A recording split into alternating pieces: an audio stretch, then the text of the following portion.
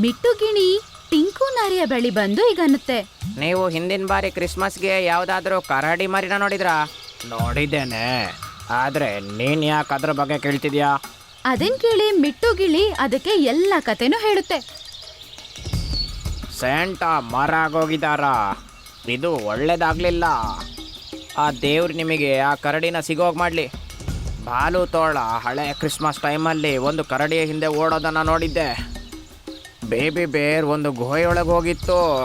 ಕಾಲು ತೋಳ ಅಲ್ಲೇ ಸ್ವಲ್ಪ ಹೊತ್ತು ಕಾದು ಮತ್ತೆ ಹೊರಟೋಗಿತ್ತು. ತುಂಬ ಧನ್ಯವಾದಗಳು ಟಿಂಕು ಅಣ್ಣ, ನಾನು ಅದನ್ನು ಹುಡ್ಕಕ್ಕೆ ಹೋಗ್ತೀನಿ. ಮಿಟ್ಟುಗಿಳಿ ಅಲ್ಲಿಂದ ಬಂದು ಮತ್ತೆ ಎಲ್ಲಾ ಜಂತುಗಳನ್ನ ಒಂದ್ ಜಾಗಕ್ಕೆ ಬರಕ್ ಹೇಳುತ್ತೆ.